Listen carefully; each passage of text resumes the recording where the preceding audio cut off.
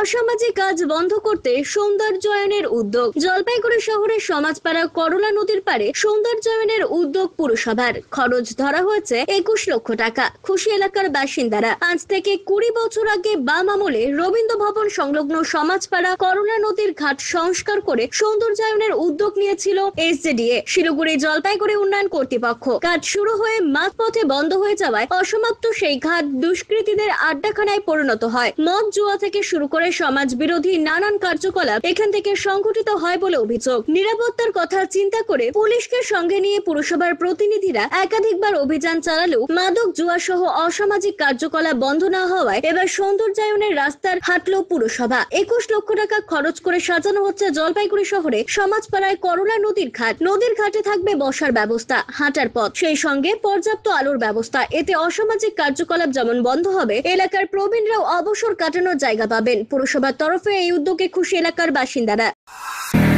এটা আগে যখন আড্ডার জায়গা ছিল, এখন ভালো হচ্ছে, লোক বসতে পারবে, আরাম করতে পারবে, উল্টাপাল্টা কিছু হবে না। আমরা চাই এটা হোক, সুন্দরভাবে হোক, আর খুব ভালো। এটা সৌন্দর্য ভালোই হবে। আগে এরকম সমাজ বিরোধী কাজ হতো, আড্ডাবাজি হতো, এগুলো যদি শেষ হয়ে যাবে তাতে আমরাও যারা বয়স্করা আছি এখানে ভালোভাবে ঘুরতে পারবো, বসতে পারবো, সব কিছু করতে পারবো। এটা হলে ভালোই হয়। আগের থেকে তো ছিলই এটা, এখন তো আরও ভালো করে পৌরসভা বানায় দিচ্ছে। অনেকদিন ধরে আমাদের আবদার ছিল যে এটাকে সুন্দর করে তৈরি করে দেওয়ার জন্য, আর পৌরসভা এখন এটাকে বানায় দিচ্ছে। এখন এটা টোটেশনের ব্যাপারটাও থাকতে হবে, যাতে অন্য আনসোশ্যাল অ্যাক্টিভিটিসগুলো না হয় এবং বয়স্করা ঠিক মতন বসতে পারে। এটা তো আমাদের দেখতে হবে। আপনারা জানেন বহুদিন ধরে আমাদের বিশেষ করে রবীন্দ্র ভবনের পাশে যে কলা নদী, তার পাশে যে এরিয়াটা ছিল বসার যে সৌন্দর্য, এই জড়িয়ে বহু বছর আগে, আজ থেকে প্রায় 2 দশক আগে সেখানে তৈরি করা হয়েছিল, কিন্তু সেটা অনেক জরাজীর্ণ অবস্থার মধ্যে ছিল, লাইটগুলো নষ্ট হয়ে গেছিল এবং সেখানে অসামাজিক আড্ডা হতো। বারবার স্থানীয় লোকের অভিযোগ ছিল এবং সংবাদ মাধ্যমেও বারবার উঠেছে এবং আমরা নিজেরা উপলব্ধি করতে পেরেছি। তাই জলপাইগুড়ি পৌরসভা উদ্যোগে সেটাকে আমাদের নতুন করে বিউটিফিকেশন করা হচ্ছে। প্রায় 21 লক্ষ টাকা খরচা করে সেখানে আলোর ব্যবস্থা করা হবে, মানে সেখানে মানুষ যাতে সন্ধ্যাবেলা বসতে পারে, বিশেষ করে বয়োজ্যেষ্ঠ সিনিয়র সিটিজেনরা, তার জন্য আমরা ব্যবস্থা নিচ্ছি। পিনাকি সেনের প্রতিবেদন, সিসিএন তোরাইডুয়া সংবাদ।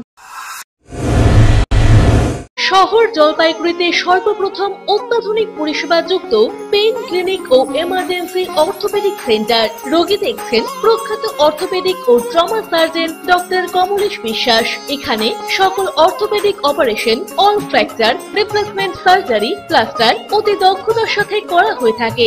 বাতের ব্যথা, সায়াটিকা, গাঁটে গাঁটে ব্যথা, অস্থিক্ষয়জনিত ব্যথার চিকিৎসাও করা হয়। এছাড়াও কোমরে, হাঁটুতে, শিরদাঁড়ায় ব্যথা, চোট লাগা ব্যথা এবং নার্ভজনিত ব্যথার নিরাময়ের একমাত্র নির্ভরযোগ্য প্রতিষ্ঠান হলো পেইন ক্লিনিক। পেইনলেস ইনজেকশনের সাহায্যে অতি পুরনো ব্যথাও নিরাময় করা হয়। স্বাস্থ্যসাথী কার্ডের মাধ্যমে অপারেশনের বিশেষ সুবিধা রয়েছে।